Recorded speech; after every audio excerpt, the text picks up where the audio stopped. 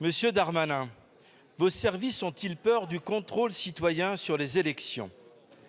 Gravée auparavant dans le code électoral, l'annexion des listes de procuration aux procès-verbaux de chaque bureau de vote est supprimée par le décret du 11 mars 2021. Celui du 22 décembre confirme que ces listes restent en mairie.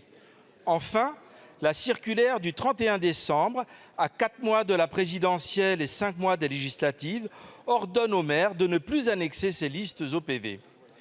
Cet enchaînement méticuleux rend techniquement impossible la vérification d'un scrutin, car la préfecture n'est plus le lieu centralisateur.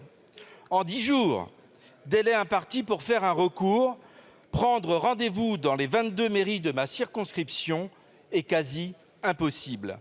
Pour celles composées de centaines de communes, cela relève du miracle, une capacité somme toute peu commune chez les candidats. Le matériel peut toujours être rapatrié au Conseil constitutionnel sur demande d'un avocat, qu'il s'agit de payer 3 000 € pour y faire ce qui se faisait gratuitement en préfecture. Ensuite, venir consulter le tout à Paris, et ce, en une demi-journée. Une gageure. Monsieur Darmanin, pourtant nous l'avons fait pour ma circonscription de Charente. Sur 134 procurations manuscrites, 64 n'existaient pas. Le résultat s'étant joué à 24 voix, cela laisse pour le moins perplexe. Monsieur le ministre, des personnes malhonnêtes en ont profité pour tricher.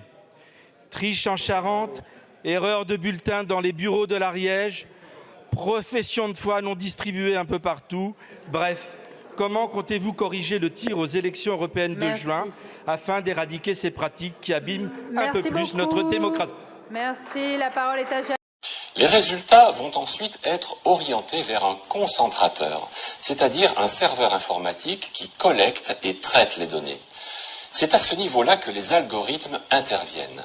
Ce sont des formules qui contiennent des coefficients multiplicateurs et dont les variables peuvent dépendre des résultats collectés. Donc, les calculs de la fraude se moduleront en fonction du nombre de votes pour l'un et pour l'autre des candidats. Si un candidat a été choisi pour gagner l'élection et si son adversaire a fait plus de voix, un transfert de voix se fera automatiquement avec une importance qui dépendra directement de la différence constatée entre les deux candidats. L'avantage de ce système, c'est qu'il ne nécessite pas d'intervention humaine le jour du scrutin. Le robot informatique va donc donner des résultats erronés à l'échelon local. Mais ça n'a pas d'importance, la fraude aura lieu en aval. Tous les chiffres arriveront ensuite sur un concentrateur intermédiaire, l'éditeur du principal logiciel, aux États-Unis ou ailleurs, pour y être traités et ensuite être envoyés au ministère de l'Intérieur en France sur un serveur dédié à la collecte finale des votes. Et à ce niveau-là, tout est encore possible. Le calcul va être traité une dernière fois sur les données pour aboutir au score final qui aura été initialement prévu et un calcul inverse permettra d'en déduire le résultat cohérent de chaque bureau de vote. Bien entendu, chacun de ces résultats n'aura plus rien à voir avec la réalité démocratique de l'élection. Vous l'avez compris, avec une telle opacité, dans le monde informatique du scrutin, il n'y a rien de plus facile que de frauder quand on est au pouvoir. Il suffit de donner les bonnes clés et les bons moyens aux bonnes personnes pour obtenir un résultat à la carte.